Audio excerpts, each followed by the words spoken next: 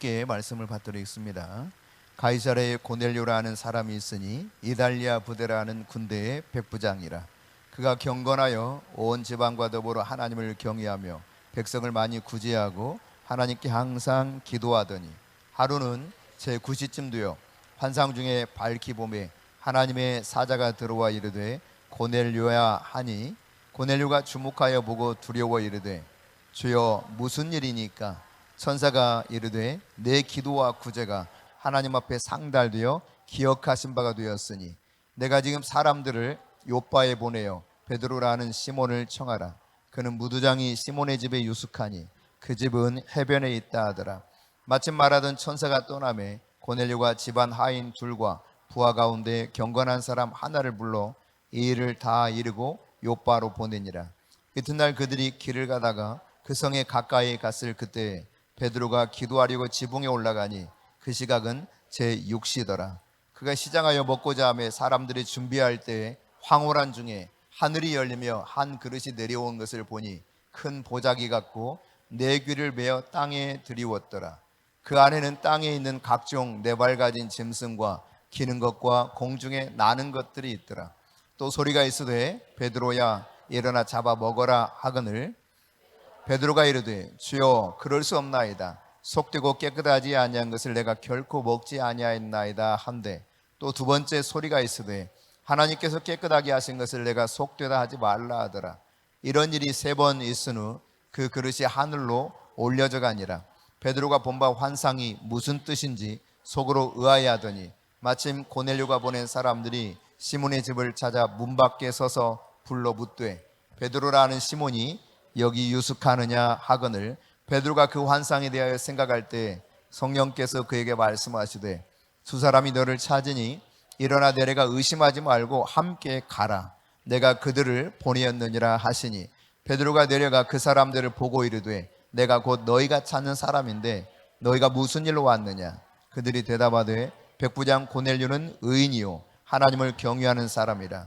유대 온 족속이 칭찬하더니 그가 거룩한 천사의 지시를 받아 당신을 그 집으로 청하여 말을 들으려 하느니라 한데 베드로가 불러들여 유숙하게 하니라. 이튿날 일어나 그들과 함께 갈새 요빠에서 온 어떤 형제들도 함께 가니라. 이튿날 가이사랴에 들어가니 고넬료가 그의 친척과 가까운 친구들을 모아 기다리더니 마침 베드로가 들어올 때 고넬료가 맞아 발 앞에 엎드려 절하니 베드로가 일으켜 이르되 일어서라. 나도 사람이라 하고 더불어 말하며 들어가 여러 사람이 모인 것을 보고 이르되 유대인으로서 이방인과 교제하며 가까이 하는 것이 위법인 줄은 너희도 알거니와 하나님께서 내게 지시하사 아무도 속되다 하거나 깨끗하지 않다 하지 말라 하시기로 부름을 사양하지 아니하고 왔노라. 묻노니 무슨 일로 나를 불렀느냐? 고넬료가 이르되 내가 나흘 전 이맘때까지 내 집에서 제9시 기도를 하는데 갑자기 한 사람이 빛난 옷을 입고 내 앞에 서서 말하되 고넬료야 하나님이 내 기도를 들으시고 내 구제를 기억하셨으니 사람을 요빠에 보내어 베드로라는 시몬을 청하라. 그가 바닷가 무두장이 시몬의 집에 유숙하느니라 하시기로 내가 곧 당신에게 사람을 보내었는데 오셨으니 잘하였나이다. 이제 우리는 주께서 당신에게 명하신 모든 것을 듣고자 하여 다 하나님 앞에 있나이다. 베드로가 입을 열어 말하되 내가 참으로 하나님은 사람의 외모를 보지 아니하시고 각 나라 중 하나님을 경외하며 의를 행하는 사람은 다 받으시는 줄 깨달았도다. 만유의 주 되신 예수 그리스도로 말미암아 화평의 복음을 전하사 이스라엘 자손들에게 보내신 말씀 곧 요한이 그 세례를 반포한 후에 갈릴리에서 시작하여 온 유대에 두루 전파된 그것을 너희도 알거니와 하나님이 나사렛 예수에게 성령과 능력을 기름 붓듯 하셨음에 그가 두루 다니시며 선한 일을 행하시고 마귀에게 눌린 모든 사람을 고치셨으니 이는 하나님이 함께 하셨습니다. 우리는 유대인의 땅과 예루살렘에서 그가 행하신 모든 일의 증인이라. 그를 그들이 나무에 달아 죽였으나 하나님이 사흘 만에 다시 살리사 나타내시되 모든 백성에게 하신 것이 아니요 오직 미리 택하신 증인 곧 죽은 자 가운데서 부활하신 후 그를 모시고 음식을 먹은 우리에게 하신 것이라. 우리에게 명하사 백성에게 전도하되 하나님이 살아있는 자와 죽은 자의 재판장으로 정하신 자가 곧 이 사람인 것을 증언하게 하셨고 그에 대하여 모든 선지자도 증언하되 그를 믿는 사람들이 다 그의 이름을 힘입어 죄사함을 받는다 하였느니라. 베드로가 이 말을 할 때 성령이 말씀 듣는 모든 사람에게 내려오시니 베드로와 함께 온 할례 받은 신자들이 이방인들에게도 성령 부어 주심으로 말미암아 놀라니 이는 방언을 말하며 하나님 높임을 들음이러라. 이에 베드로가 이르되 이 사람들이 우리와 같이 성령을 받았으니 누가 능히 물로 세례 베품을 금하리요 하고 명하여 예수 그리스도의 이름으로 세례를 베풀라 하니라. 그들이 베드로에게 며칠 더 머물기를 청하니라. 아멘. 네, 사도행전 10장 우리가 함께 읽었습니다. 이 사도행전 10장에 보면 고넬료가 어떤 사람인지, 그리고 또 고넬료가 어떻게 기도했는지, 기도하는 그에게 천사를 통해서 하나님 무슨 말씀을 하셨고, 그가 이제 기도와 구제가 하늘에 상달되어서 요바에 있는 베드로를 청하라 이런 음성을 듣고 사람 둘을 선택해서 요바에 있는 베드로가 있는 그 시몬의 집에 가게 하죠. 마침 그 무렵 베드로도 역시 기도 시간에 제6시에 기도라 갔다가 황홀한 중에 또 이 환상을 보게 됩니다. 그 환상 가운데 이 보자기가 하나 내려오는데 여기 보니까 먹어서는 안 될 부정한 짐승이 섞여 있는 거예요. 근데 하늘에서 음성이 들리기를 그것을 잡아 먹으라 이렇게 말씀합니다. 이 난 부정한 거 지금까지 한 번도 먹지 않았는데 무슨 일입니까? 나 이거 못 먹습니다 그럽니다. 또다시 보자기가 환상 속에서 내려오죠. 그리고 그것을 동일하게 잡아 먹으라 그럽니다. 못한다고 베드로가 버틴기죠. 다시 세 번째 동일하게 그 일이 있었어요. 베드로가 역시 나는 절대로 그렇게 먹을 수 없습니다 하고 이제 끝이 났습니다. 바로 그때입니다. 그때 고넬료가 보냈던 사람들이 베드로 선생 계십니까 하고 찾아온 거예요.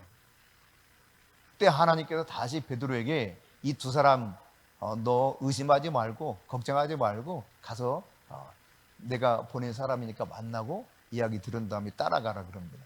그래서 고넬료 집에 가게 되고, 그 고넬료 집에 가게 되었을 때 고넬료가 문 앞에 나와서 엎드려 베드로에게 저드려요. 베드로가 깜짝 놀라면서 어서 일어나라고, 나도 동일한 사람이라고. 그런데 왜 도대체 나를 여기 불렀느냐 묻습니다. 그러자 이제 고넬료가 자초지종을 이야기하죠. 나는 사실 제 구시에 늘 기도했던 사람입니다. 그런데 동일하게 그날도 기도하고 있는데 천사를 통해서 하나님 말씀하시기를 내 기도와 내 구제가 하늘에 상달되었으니 이제 베드로를 청해서 말씀을 들으라 했습니다. 그래서 우리가 이렇게 다 모여서 하나님 앞에 있나이다 이렇게 말합니다. 그리고 베드로가 이제 말씀을 전해요. 복음을 전합니다. 그 복음을 전할 때 성령이 그곳에 임하고 그들이 성령의 임함 그 이후에 방언으로 말하면서 하나님을 찬양하게 되었다. 이것이 마치 저들이 요한 사도행전 2장에 나타난 성령 강림 사건과 동일하게 일어났던 일이었다고 하는 사실을 이제 오늘 이 본문을 통해서 이야기하고 있죠. 그러면서 베드로는 사실을 깨달아요.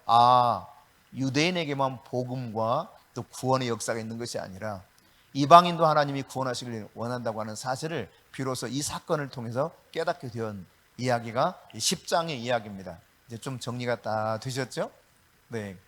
자, 그런데요, 신앙생활에 있어서 여러분 성령 체험이라고 하는 것은 매우 중요합니다. 얼만큼이나 중요하냐? 성령 체험을 해야만 사실상 하나님의 백성이라는 의미가 성립될 수 있습니다. 사도행전에 보면 성령 체험이 하나님의 백성의 표지라고 하는 사실을 분명하게 가르쳐주고 있어요. 요한일서 2장 28절 이하를 인용하면서 말세에 내가 나의 영을 만민에게 부어주리니 하면서 말씀하고 있죠. 자녀들이 예언을 하고 청년들이 환상을 보고 또 아비와 어미들, 노인들은 꿈을 꾸리라. 남종과 여종도 모든 사람도 다 이렇게 성령을 부어주겠다고 약속하셨던 요엘 2장 28절 이하를 인용하는 말씀을 발견하게 돼요.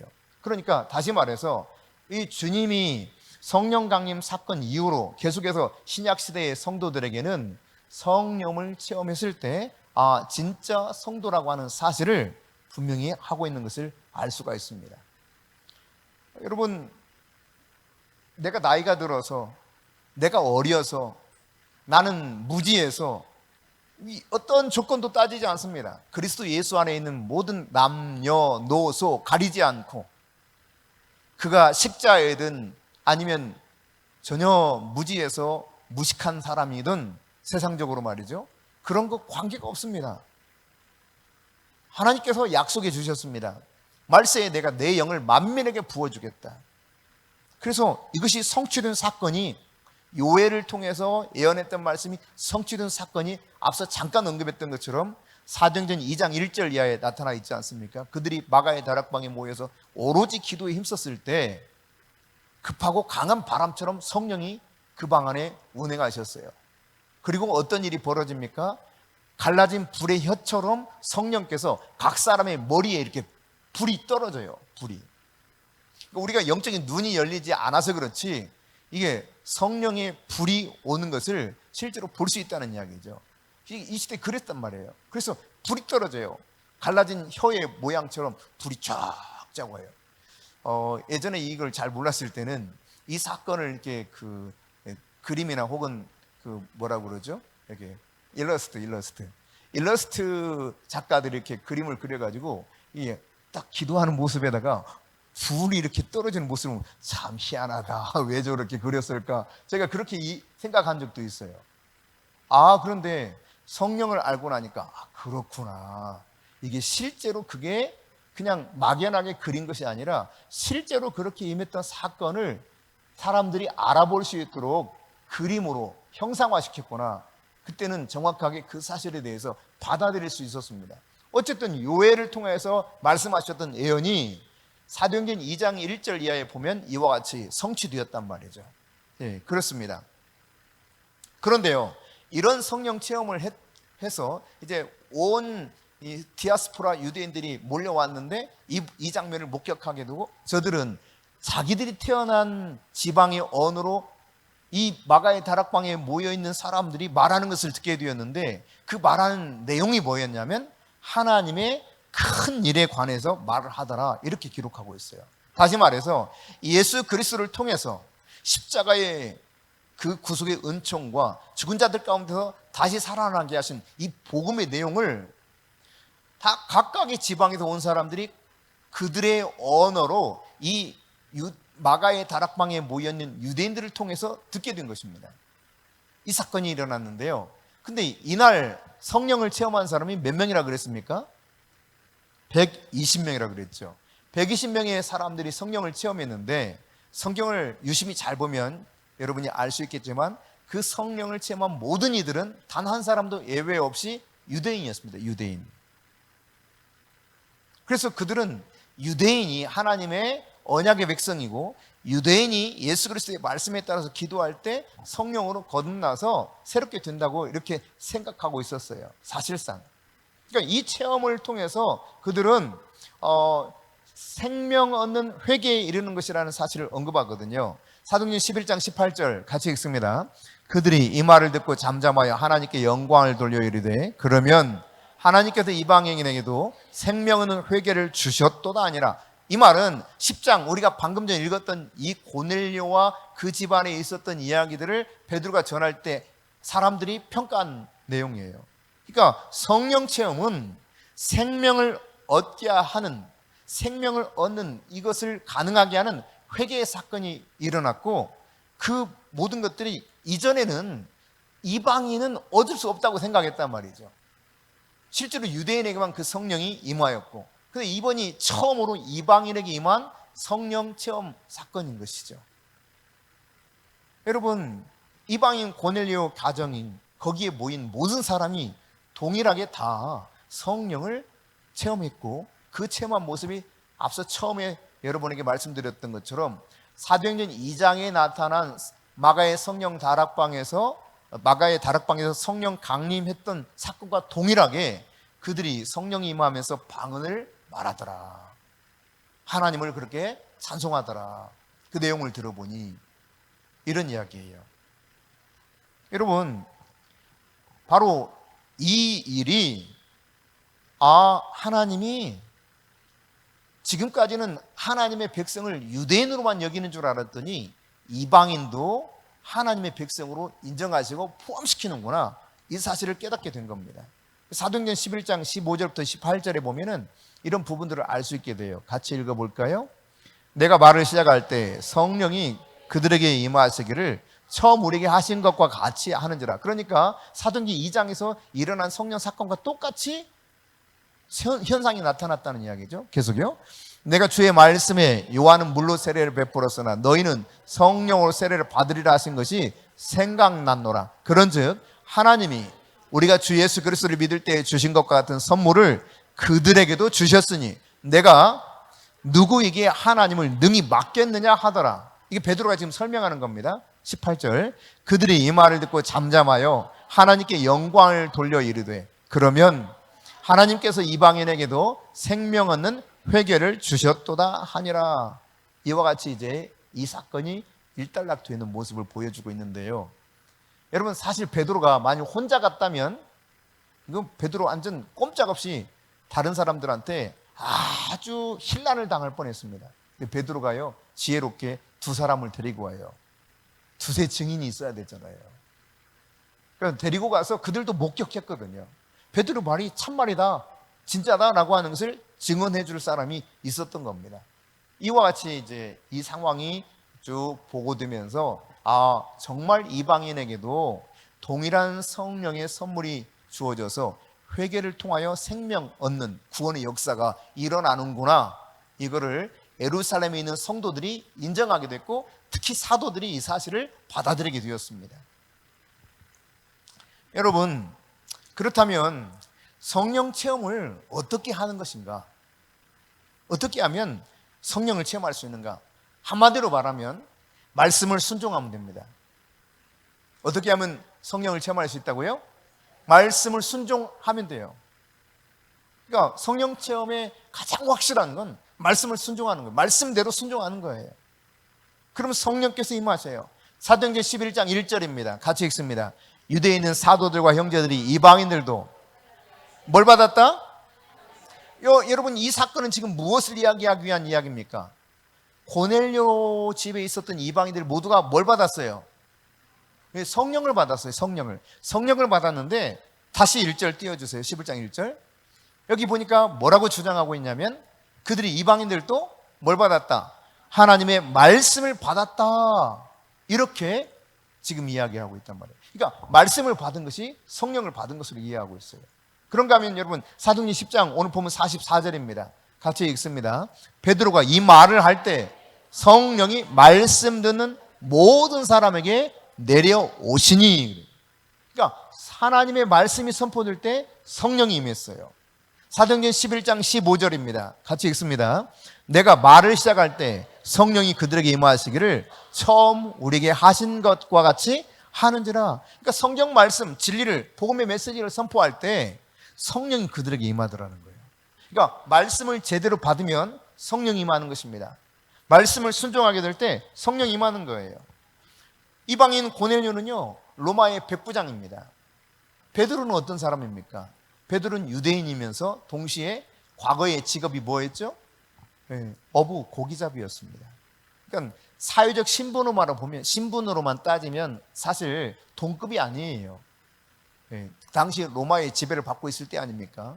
로마의 지배 속에서 백부장인 로마인 이 장수와 그리고 한낱 어부에 불과했던 베드로가 서 있는데 이 베드로를 보게 될 때 고넬료는 자기 신분, 지위, 체면 따지지 않았어요. 그리고 납작 엎드려서 절까지 할 정도였습니다. 그러니까 사실상 이 고넬료가 로마의 백부장이고 그러나 이제 이 10장 앞부분에 보면 백부장이면서 동시에 경건에서 온 제방과 더불어서 하나님을 경외하는 사람이었다라고 소개하고 있죠. 그 경외하는 모습을 어떻게 드러내 보여줬다는 것입니까? 백성들을 많이 구제하고 항상 기도하던 사람이라는 거예요.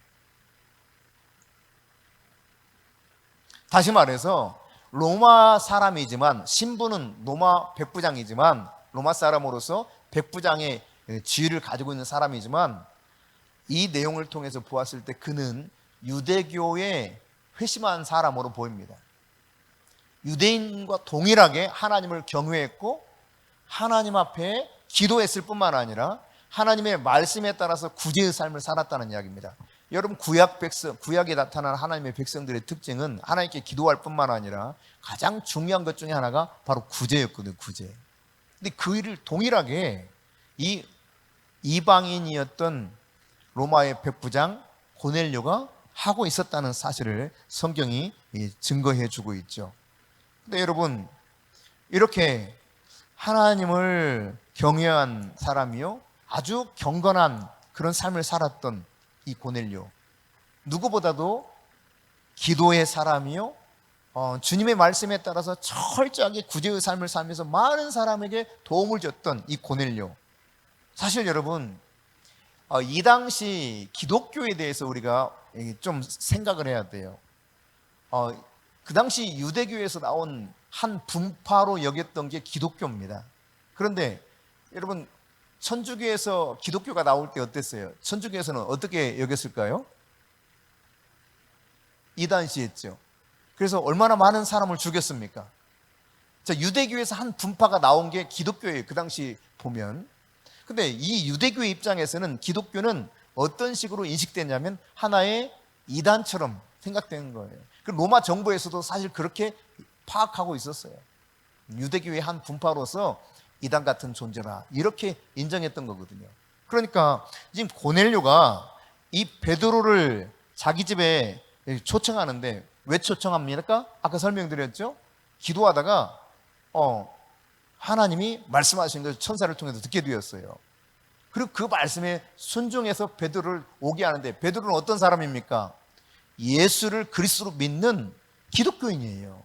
그러니까 자칫하면 유대교의 이 배경하에 있는 이 유대인들로부터도 문제가 될 수 있고, 참 많은 그 비난과 또 불이익을 당할 수도 있습니다.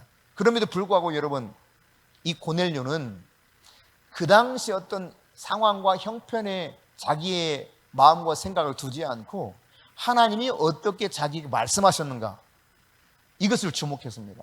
그리고 그 말씀에 순종하지요. 말씀에 순종한다고 하는 것은 다분히 모험적이고 위험을 내포하는 것입니다. 이 시대도 그랬습니다, 여러분. 아직 여러분, 지금 기독교가 왕성해져 가지고 자유롭게 믿는 시대가 아닙니다. 우리가 조금 전 앞부분에서 살펴봤지만 예수가 그리스도라고 하는 선포하는 것을 사람들이 어떻게 했어요? 막 잡아다가 죽이기도 하고, 혹은 감옥에 집어넣기도 하고, 채찍이기도 하고, 막 엄하게 꾸짖어서 막 경고하기도 하고 그러잖아요. 예수가 그리스도라는 사실을 가르치지도 말고 전하지도 말아라. 만약 그렇게 하면 너희들 알지? 막 겁을 주었던 시대 아닙니까? 이런 시대입니다. 그런데 로마의 시민권을 가진 백부장 고넬료가 비록 유대교로 개종한 듯한 보이지만 다시 이제 기독교인을 초청한다고 하는 것, 그것도 예수 그리스도 이후에 최고의 그 당시 수장이라고 할 수 있는 사람이 베드로 아니에요? 물론 종교적으로 보면, 정치적으로 보면 예수님의 동생이었던 야고보가 그 당시 최고의 그 회의를 주장하는 총회장처럼 나오지만 실질적으로 예수님께서 권위를 준 건 베드로였잖아요. 그러니까 즉 베드로를 초청한다는 것은 예수와 같은 한패라고 하는 것을 만천하에 공표하는 거나 마찬가지입니다. 그런 위험이 있음에도 불구하고 이것으로 인해서 상당히 어려움을 당할 수도 있는데도 불구하고 그는 하나님 말씀을 듣더라. 하나님 말씀. 하나님이 말씀하셨기 때문에 요바의 무두장이 시몬의 집에 사람을 보내가지고 베드로를 자기 집으로 오라고 초청합니다. 만일 그렇게 초청하지 않았다면, 그러니까 고넬료가 하나님 말씀에 순종하지 않았다면 이 성령 체험은, 이방인에게 있을 이 성령 체험은 아예 싹을 피울 수도 없었겠죠. 말씀에 순종한 고넬료로 인해서 성령이 그곳에 임할 수 있었던 겁니다.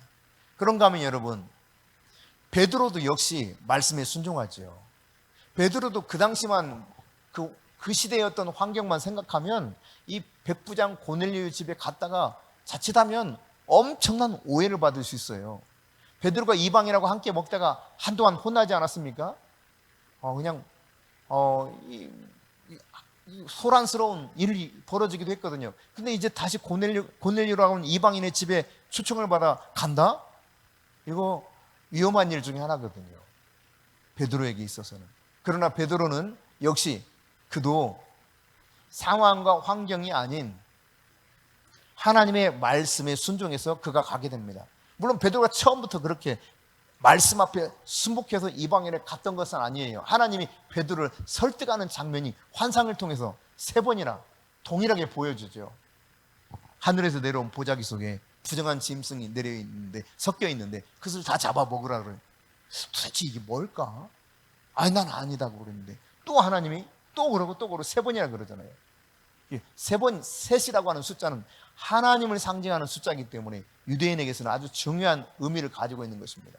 이 3차례 이러니까 도대체 이게 뭘 의미할까라고 했을 때 바로 베드로를 찾아오는 고넬료가 보낸 사람들이 오지 않습니까? 그때 하나님이 또다시 말씀하셔요. 가라 베드로야, 의심하지 말고 가라, 내가 보냈다는 거예요. 여러분, 하나님의 말씀을 들을 수 있기를 축복합니다.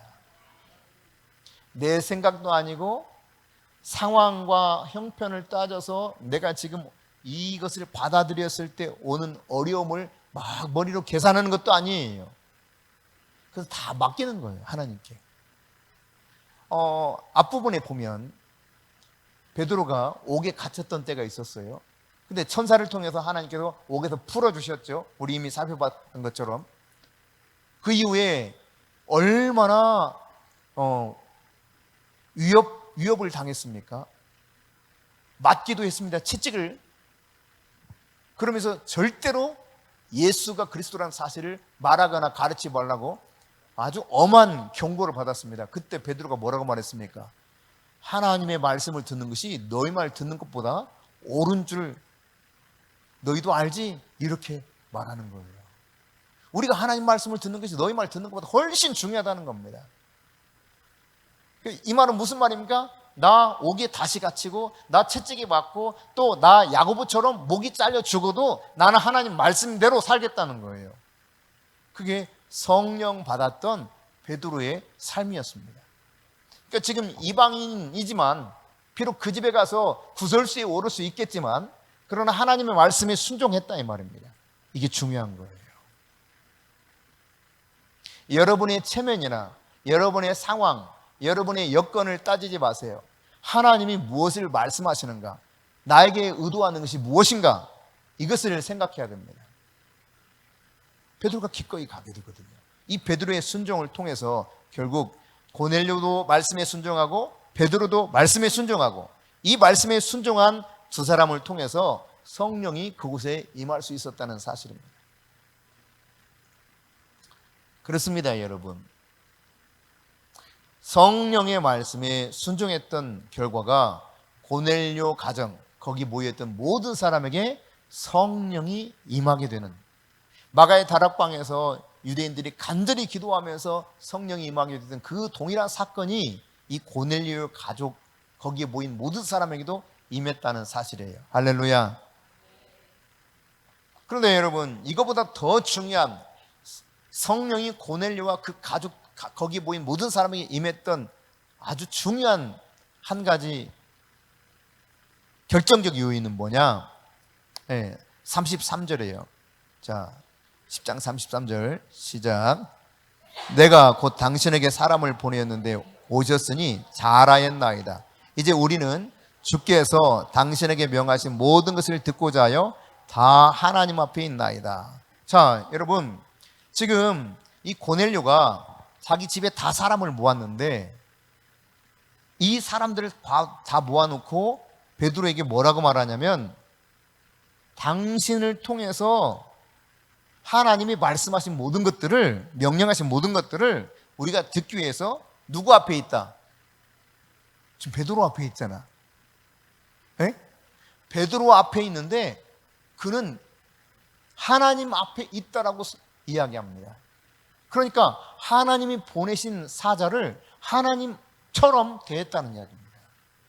하나님의 말씀을 하나님께서 보내신 종을 통해서 주실 것이다, 확실히 그는 믿고 있었기 때문에 우리가 다 지금 당신 앞에 있습니다 라고 말할 줄 짐작되는데 우리 하나님 앞에 있습니다. 이와 같이 표현하고 있어요. 그가 어떤 자세로 하나님의 종을 맞이하고 있는가를 분명히 알 수 있어요. 신방을 가보면 맞이하는 사람들이 각기 다양합니다. 그러면 정말 이 사람이 신방을 통해서 하나님의 말씀을 진짜 받기 원하는지, 아니면 어쩔 수 없이 그냥, 어떤 사람 같은 경우는 경우에 따라서는 자다가 일어난 사람처럼 나오는 사람들도 있어요. 준비가 전혀 마음에 준비가 되어 있지 않은. 근데 오늘 이 고넬료는 우리가 다, 나뿐만 아니라 우리 집안에 있는 모든 사람이 다 하나님 앞에 있습니다. 저들은 지금 하나님이 보내신 종을 통해서 하나님이 명령하신 말씀을 그 종의 입술을 통해서 선포드리라고 믿었기 때문에 우리가 다 하나님 앞에 있다고 말하고 있어요.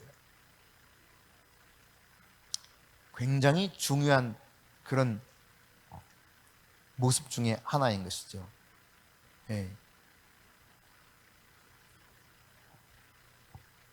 여러분, 그러면서 이 고넬료가 하나님 앞에 있다 하는 가운데 베드로가 전하는 말씀을 경청하는데 사람의 말로 받지 않습니다. 하나님의 말씀으로 받습니다. 마치 갈라디아 교인들이 바울 사도의 말씀을 들으면서 그랬던 것처럼 말이죠. 오늘 여러분이 하나님의 말씀을 들을 때 어떤 자세로 이 말씀을 듣습니까? 내가 오늘 하나님 앞에 있습니다. 이 마음과 자세를 가지고 말씀을 받고 있습니까? 그러기를 축복합니다. 36절부터 43절 이 사이에 보면 이제 베드로가 말씀을 전해요. 말씀을 전하는데 예수 그리스도, 그분이 어떤 분인가 쭉 선포하고 있죠. 그래서 이 예수 그리스도에 대한 이 복음의 메시지를 압축해서 압축파일처럼 탁 전했을 때 이 말씀을 듣게 되었는데, 여러분, 예수님이 어떤 일을 했는지, 예수님 무엇을 가르치셨는지, 또 예수님께서 왜 십자가에 돌아가셨는가, 그리고 다시 사흘 만에 죽은 자 가운데 살아나신 이 부활의 사건, 이것들을 이게 고넬료의 집안에서 복음의 메시지를 선포하는데,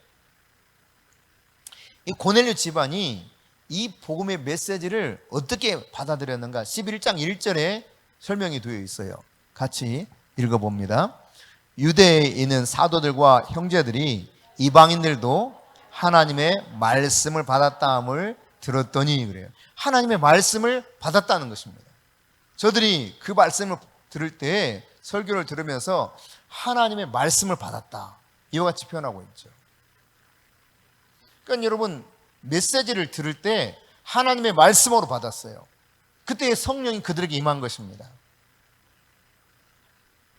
근데 성령이 이 고넬료 집안에 임했을 때 베드로가 설명한 것을 이미 우리가 살펴봤지만, 오순절 마가의 다락방에 임했던 성령과 똑같은 동일한 그 성령이 임했다는 것을 11장 15절에서 베드로가 예루살렘에 가가지고 그 교회에 보고할 때 또 이야기하거든요.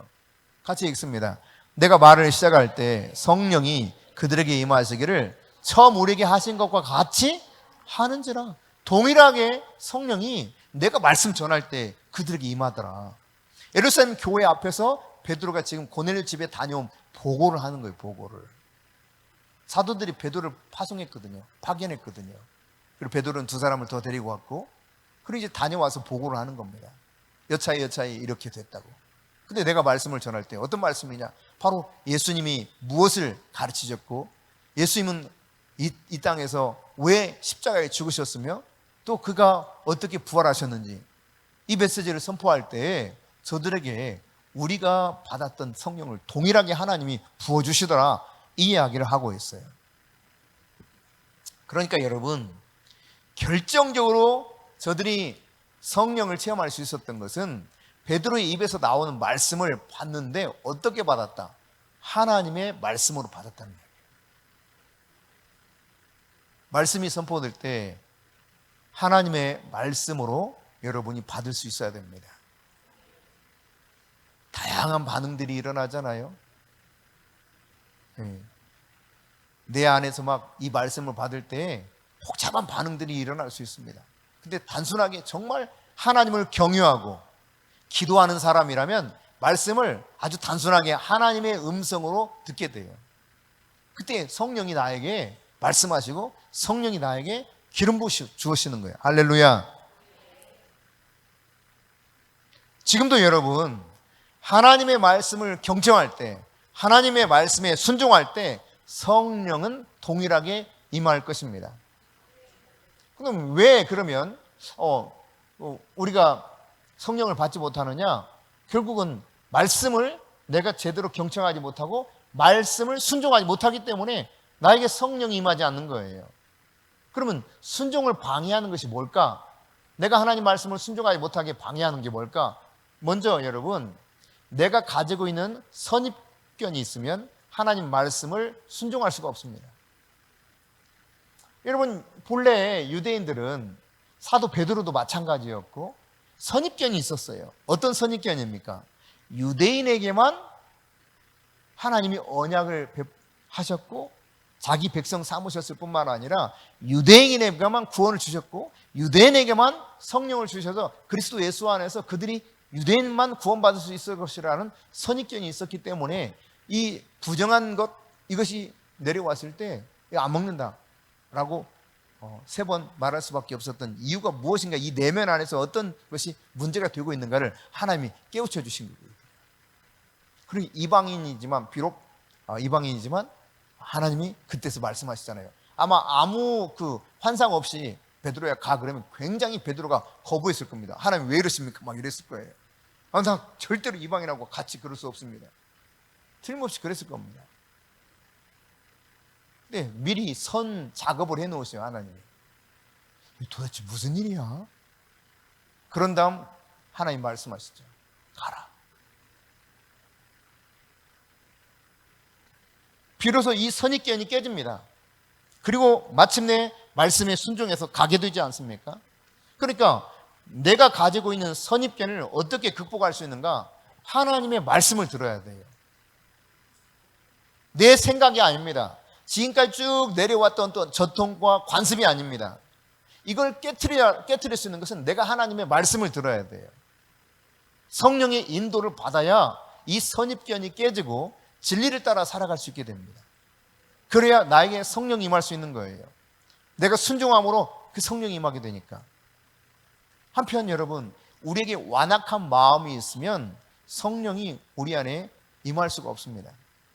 만일 여러분, 베드로가 그렇게 환상을 3차례 보여줬고 잘 파악하지 못하는 가운데 있어서 다시 하나님이 말씀해 주셔가지고 가라 했는데 이 말씀을 받아들이지 않고 자기의 마음을 완고하게 딱 닫고 있으면 어떻게 됐을까요? 고넬료 집안에 이런 일은 일어날 수가 없었던 것입니다. 우리 마음이 열려 있어야 돼요. 부드러운 마음이 되어야 돼요. 마태복음 13장의 표현으로 말하면 착하고 좋은 마음이 있어야 됩니다. 말씀의 씨앗이 떨어졌을 때 그것을 온전히 받아들일 수 있는 심령이 돼야 돼요. 말씀이 떨어지면 이 길가 같은 거예요. 길가 같은 거. 뭐야? 도대체 왜 이러는 거야? 이 말씀을 왜 이야기해서 내 마음을 이렇게 복잡하게 만드시는 거야? 왜 별 반응이 다 나타나요? 나를 지금 찌르시는구만. 막 이렇게. 왜 나를 이렇게 내 심보를 막 뒤흔들어 가지고 이렇게 힘들게 하시지? 뭐 이렇게 받아들이는 거예요. 이런 귓가의 심령입니다. 아주 완고한 상태죠. 그러면 여러분 말씀이 그 안에 들어갈 수가 없어요. 성령이 그 안에서 역사할 수가 없는 것입니다. 완악한 마음이 있다면 내 마음을, 굳은 마음, 완악한 마음을 깨트려 달라고 기도해야 됩니다. 하나님의 말씀이 예레미야서에 보면은 방망이거든요. 방망이가. 왜 방망이라고 표현했을까요? 그냥 단단하게 굳은 이걸 확 깨트려 버리기 위해서 하나님 말씀을 방망이라 그런 거예요. 방망이와 불이 되어서 이 말씀 앞에서 내가 깨지도록, 내가 완고하고 잘못된 생각들을 가지고 싹 제거될 수 있도록 그 강력한 말씀이 그렇게 역사하기를 예레미야를 통해서 하나님이 선포하신 바가 있거든요. 여러분 말씀이 여러분 안에서 여러분의 완고한 생각 때문에 받아들이지 못하고 막 튕겨져 나가는 것이 있다면 하나님 이 완악한 마음을 불쌍히 여기시고 내 마음을 깨트려 주셔서 이 말씀을 온전하게 받아들이게 하옵소서. 기도해야 돼요. 네. 내 마음이 2주 전입니까? 최지성 목사님 설교하실 때 샤난이라고 하는 이주전 설교냐 아니면 쇼츠냐, 갑자기 혼동이 되네. 쇼츠인가 보다. 쇼츠. 쇼츠인가 뭐예요. 쇼츠에서 나왔네요. 샤난, 쿡쿡 찌르다. 말씀이 아주 날카로워서 쿡쿡 찔러요. 여러분, 그 말씀은 히브리서 4장 12절에 보면 좌우에 날선 검보다도 예리해서 우리의 혼과 영과 관절과 골수를 찔러 쪼개기까지 한다 그랬어요. 얼마나 대단한 말씀인지. 단단한 관절과 골수를 찔러 쪼개기까지 하는 것이 능력의 말씀입니다. 그 말씀은 아주 날카로워요. 나의 모든 심장과 폐부를 찌르고 들어옵니다. 이걸 내가 받을 때 이 완악한 마음을 내려놓고 순전하게 그 말씀을 경청하여 받아들일 때 성령이 임하는 것입니다. 성령을 순종을 방해하는 것이 바로 이런 거예요. 선입견이나 이 완악한 마음이 있을 때. 베드로가 끝까지 완악한 마음으로 난 못 가요. 마치 이 부정한 짐승 난 못 먹어요 했던 것처럼, 아니 내가 왜 이방인한테 가요? 안 가요 했다면 이런 일이 일어날 수 없었다는 이야기입니다.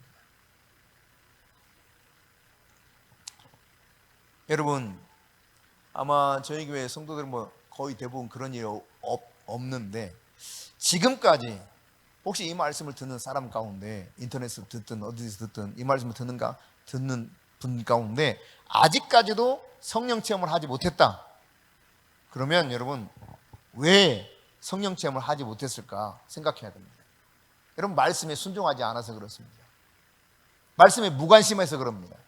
말씀에 대해서 관심이 없고 말씀에 대해서 순종하지 못하면 성령을 체험할 수가 없어요. 또 한편 왜 성령을 체험하지 못하느냐? 기도하지 않기 때문에 그렇습니다. 여러분, 성령을 체험하게 될 때 예수님 당부하셨잖아요. 너희가 이성을 떠나지 말고 여기 머물러서 뭐라고 그랬어요?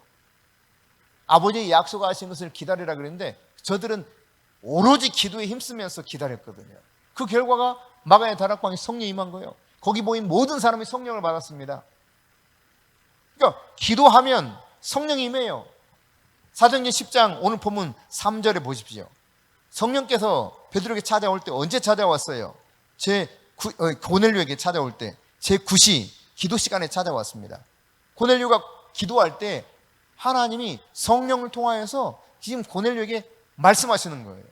그런가 하면 9절 보세요. 9절 시작. 이튿날 그들이 길을 가다가 그 성에 가까이 갔을 그때 베드로가 기도하려고 지붕에 올라가니 그 시각은 제6시더라. 베드로도 역시 정해진 기도 시간에 기도하러 가는 거예요. 그때 성령이 환상 가운데서 보자기를 통하여서 지금 부정한 짐승을 잡아 먹으라 3번이나 말씀하시고, 다시 성령이 너를 데리러 온 저들을 따라가라고 말씀하지 않습니까? 결국 고넬료도, 오늘 본문에 등장하는 고넬료도 그리고 베드로도 기도하다가 성령의 음성과 성령께서 보여주시는 것들을 보게 되거든요. 그리고 그분의 뜻을 깨닫게 돼요. 결국 여러분, 기도할 때 성령이 임한다는 사실을 알 수가 있습니다. 그러니까 말씀에 무관심하거나 말씀을 순종하지 않는다면 돌이켜야 되죠. 신속하게. 그리고 전심으로 기도하는 거예요.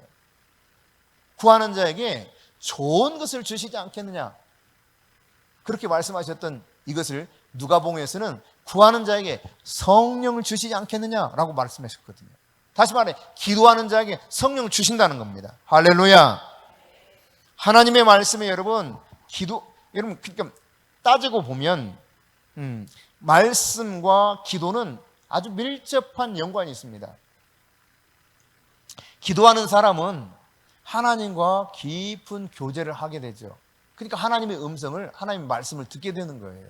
그러니까 말씀에 순종하게 될 수밖에 없습니다. 기도하는데 어떻게 순종을 안 할 수 있겠어요? 기도를 하면 할수록 하나님의 말씀을 순종할 수밖에 없게 되어 있어요.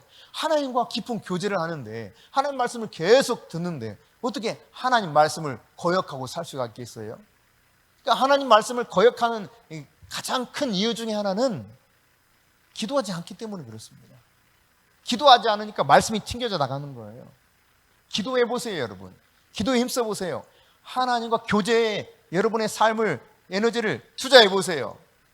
그분과 깊은 교제의 삶이 있으면 있을수록 그분의 말씀을 잘 경청하게 되어 있어요. 그러니까 말씀 순종과 기도는 이처럼 연관되어 있다는 사실을 인정할 수밖에 없습니다. 그러니까 기도하지 않는 사람은 어떤 사람입니까?